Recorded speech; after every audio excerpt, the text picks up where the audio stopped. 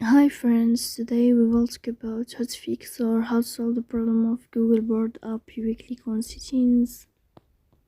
In this page you will go to apps, default apps, app settings.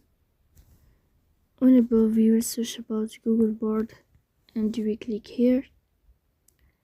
Then in this page of app info you will click on first stop and you will click OK.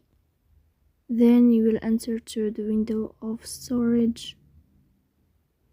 Here you will click on clear cache, but pay attention, don't click clear data because that can delete your account.